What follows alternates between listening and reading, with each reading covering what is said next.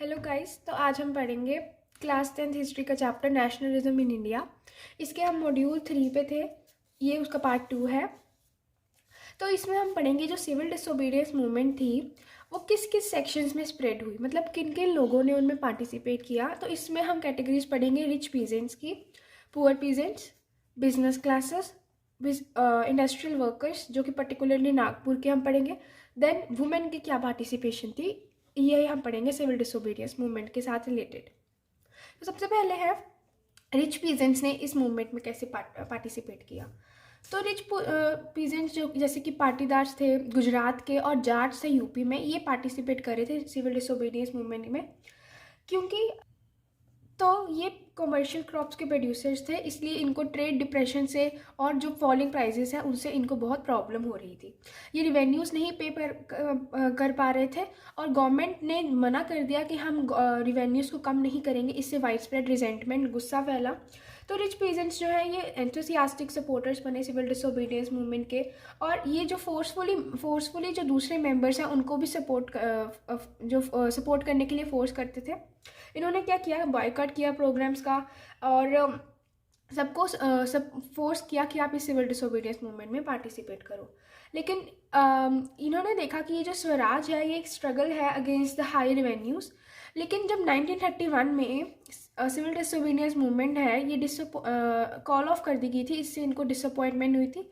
जब बाद में 1932 में इसको दोबारा से रीलॉन्च किया गया तो इन्होंने रिफ्यूज़ कर दिया ज्वाइन करने के लिए। तो ये थी रिच पीजेंट्स की मूवमेंट, कैसे इन्होंने पार्टिसिपेट किया सिविल डिसोबीडियंस मूवमेंट में। नेक्स्ट है हमारे पास कैसे पुअर पीजेंट्री ने सिविल डिसोबीडियंस मूवमेंट में पार्टिसिपेट किया। तो जो पुअर पीजेंट्री थे ये सिर्फ इसलिए नहीं ज्वाइन करना चाह रहे थे सिविल डिसोबीडियंस मूवमेंट को ताकि इनकी रिवेन्यू जो है, जो कि रेंट वगैरह देना है, वो कम हो जाए, बल्कि इसीलिए भी क्योंकि ये टेनेंट्स की तरह वर्क करते थे दूसरों की फार्म पे। तो वो चाहते थे कि जो रेंट है वो टेनेंट्स पे जो रेंट ये भरते हैं टेनेंट्स बन के, वो कम कर दिया जाए। तो उनको ये रेंट भरने में बहुत प्रॉब्लम हो रही थी। तो उन्होंने क्या किया, उन्होंने रेडिकल मूवमेंट ज्वाइन की जो कि सोशलिस्ट और कम्युनिस्ट लेड कर रहे थे, उनकी हेल्प करके इन्होंने ज्वाइन की मूवमेंट। देन इनको कांग्रेस से कोई सपोर्ट नहीं मिला। कांग्रेस ने इसलिए नहीं सपोर्ट किया क्योंकि अगर कांग्रेस इनको सपोर्ट करती तो जो अपर रिच पीजेंट्स क्लासेस हैं वो उनको प्रॉब्लम होती कि आप कांग्रेस, क्योंकि कांग्रेस में ज़्यादातर रिच मेंबर्स थे, तो इनको प्रॉब्लम होती कि कांग्रेस जो है वो पुअर को सपोर्ट कर रही है, इसलिए कांग्रेस जो है इनसे दूर ही रहती थी। इसलिए रिलेशनशिप जो कांग्रेस और पुअर के बीच है वो अनसर्टेन ही रहा, ज़्यादा डेवलप नहीं हो पाया। नेक्स्ट है हमारे पास बिजनेस क्लासेस में कैसे जो ये मूवमेंट है सिविल डिसोबीडियंस मूवमेंट वो स्प्रेड हुई। तो बिजनेस क्लासेस का रीज़न क्या था सिविल डिसोबीडियंस मूवमेंट ज्वाइन करने का, क्योंकि वो अपना बिजनेस जो है वो एक्सपैंड करना चाह रहे थे। जो फॉरेन इंपोर्ट हो रहा है उनसे प्रोटेक्शन लेना चाह रहे थे कि जो फॉरेन इंपोर्ट है वो कम हो, और rupees sterling foreign exchange ratio जिससे कि इंपोर्ट्स कम हो। अब इसका मतलब क्या है, स्टर्लिंग जो है ये पाउंड जो मतलब ब्रिटिश की वो है करेंसी, उसको बोलते हैं। तो बोलते थे कि रुपी और स्टर्लिंग की एक ऐसी रेशियो बना दी जाए जिससे कि जो फॉरेन इंपोर्ट्स हैं वो डिस्करेज हो। तो इसके अंदर क्या क्या हुआ, Indian industrial and commercial Congress establish हुई 1920 में। देन फिक्की इस्टेब्लिश हुई, फिक्की की फुल फॉर्म है federation of Indian chamber of commerce and industry 1927 में। तो ये तो सारे थे इनके रीजंस, क्योंकि ये पार्टिसिपेट कर रहे थे सिविल डिसोबीडियंस में। इनके अंदर ये इन्होंने ऑर्गेनाइजेशंस इस्टेब्लिश की, और ये कौन से प्रोमिनेंट बिजनेस क्लासेस जो इंडस्ट्रियलिस्ट थे वो इसको सपोर्ट कर रहे थे, वो तो परसोत्तम दास ठाकुरदास और JD बिरला। तो आपको इनके नाम भी याद रखने हैं। अब यहाँ पे है कि ये किस तरीके से सपोर्ट कर रहे थे सिविल डिसोबीडियंस मूवमेंट को। पहले तो ये फाइनेंशियल असिस्टेंस दे रहे थे और रिफ्यूज़ कर दिया इंपोर्ट और एक्सपोर्ट या बाय और सेल द गुड्स, इन्होंने मना किया इंपोर्टेड या एक्सपोर्टेड आइटम को। Then most businessmen came to see Swaraj as a time when colonial restriction of business would no longer exist. तो वो बोलते थे स्वराज एक ऐसा टाइम आएगा जब कोई कलोनियल रिस्ट्रिक्शंस, मतलब कोई भी बाहर से रिस्ट्रिक्शंस नहीं लगाएगा हम पे, और इंडस्ट्रीज और बिजनेस जो है वो फ्लरिश होगा। ठीक है, तो लेकिन उनको थोड़ा डर था क्योंकि मिलिटेंट एक्टिविटीज स्प्रेड हो रही थी, there was a spread of militant activities. Then there was a disruption of business due to the movement, and then there was a higher influence of socialism in the younger member of Congress। तो ये कुछ उनके fears थे, इस तरीके से उन्होंने support किया सिविल डिसोबीडियंस मूवमेंट को। नेक्स्ट है हमारे पास इंडस्ट्रियल वर्कर्स, जो कि इंडस्ट्रीज़ में काम करते थे, उन्होंने कैसे पार्टिसिपेट किया सिविल डिसोबीडियंस मूवमेंट में। तो इंडस्ट्रियल वर्किंग क्लास ने ज़्यादा पार्टिसिपेट नहीं किया except in the Nagpur region. ये इसीलिए पार्टिसिपेट नहीं करते थे क्योंकि इनको क्या होता था कि जो इनके मालिक वगैरह हैं वो इनको दूर कर देंगे अगर इन्होंने पार्टिसिपेट किया सिविल डिसोबीडियंस मूवमेंट में। तो नागपुर में बेसिकली ये मूवमेंट कैसे स्प्रेड हुई, वर्कर्स ने सिविल डिसोबीडियंस में पार्टिसिपेट किया, गांधीयन प्रोग्राम को अडॉप्ट किया। उन्होंने गांधीयन प्रोग्राम अडॉप्ट करते हुए फॉरेन गुड्स को बॉयकॉट किया, अपने लो वेजेस के लिए प्रोटेस्ट किया और जो अपनी पुअर वर्किंग कंडीशंस हैं उनके लिए प्रोटेस्ट किया। तो पर्टिकुलरली 2 जगहों पे प्रोटेस्ट हुए, एक रेलवे वर्कर्स ने प्रोटेस्ट किया 1930 में, और एक डॉक वर्कर्स होते हैं जो शिप पे सामान रखते हैं, उतारते हैं, वो होते हैं डॉक वर्कर्स। उन्होंने 1932 में प्रोटेस्ट किया। 1930 में छोटा नागपुर 10 माइल्स में बहुत सारे वर्कर्स ने गांधी की कैप्स पहन के, मतलब एज अ साइन कि वो गांधी को सपोर्ट करते हैं, उन्होंने प्रोटेस्ट किया और बॉयकॉट कॉम्पेस में भी पार्टिसिपेट किया। लेकिन कांग्रेस जो है हमेशा रिलक्टेंट रही इंडस्ट्रियल वर्कर्स को सपोर्ट करने के लिए या पुअर लोगों को सपोर्ट करने के लिए, क्योंकि उनको डर था कि जो बड़े इंडस्ट्रियलिस्ट हैं या जो अपर क्लास है उनसे उनको वो इस चीज़ के लिए गुस्सा जताएंगे, इसलिए कांग्रेस ने इन सबको सपोर्ट नहीं किया। देन है हमारे पास वुमेन ने कैसे पार्टिसिपेट किया सिविल डिसोबीडियंस मूवमेंट में। तो वुमेन जब भी गांधी जी आते थे तो थाउजेंड्स ऑफ वुमेन अपने घरों से बाहर निकल के गांधी जी को सुनने आती थी, उनको सपोर्ट करने आती थी। उन्होंने कैसे पार्टिसिपेट किया, उन्होंने प्रोटेस्ट पे मार्चेस में पार्टिसिपेट किया, उन्होंने सॉल्ट की फॉर्मेशन की, सॉल्ट जो लॉ था उसको ब्रेक किया, देन बॉयकॉट किया फॉरेन क्लोथ को, लिक्विड शॉप्स को पिकेट किया और कुछ बहुत ज़्यादा जेल्स में भी गई।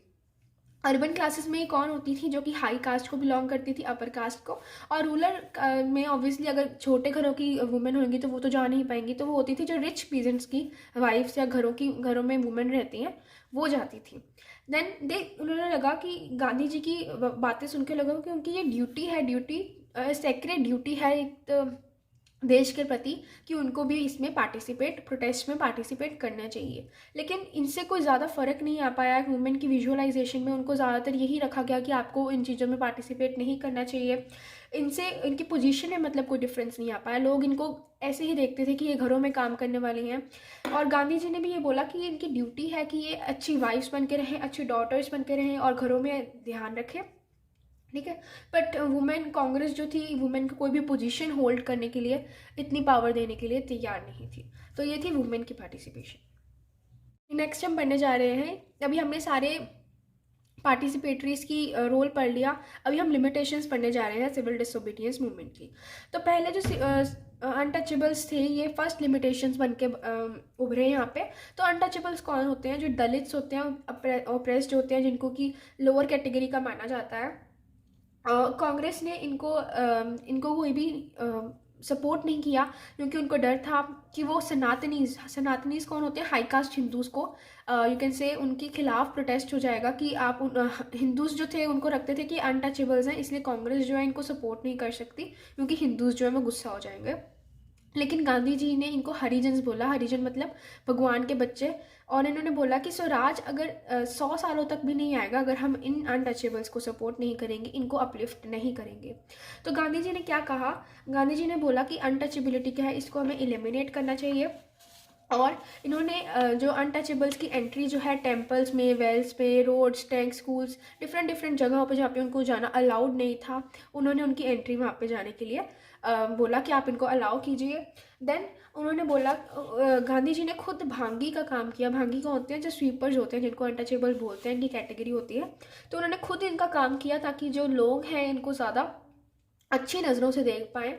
और उन्होंने गांधी जी ने बोला कि आप जो ये sin, give up the sin of untouchability, मतलब कि आप ये जो अनटचेबिलिटी का ये पाप है इसको दूर कर दीजिए। और अपर क्लास को और जो ऊपर हायर क्लास लोग हैं उनको परसुएट किया कि आप अनटचेबिलिटी की जो क्राइटेरिया है उनको ख़त्म कर दीजिए। लेकिन जो अनटचेबल्स हैं, उनका जो दलित्स हैं, जो ओप्रेस्ड पीपल हैं, उनकी भी कुछ डिमांड्स थी। वो एक पॉलिटिकल सोल्यूशन चाहते थे। वो चाहते थे कि एक पॉलिटिकल सिचुएशन हो, अगर हम इस लोगों को मिन्नतें करते रहें तो ऐसे कुछ नहीं होगा।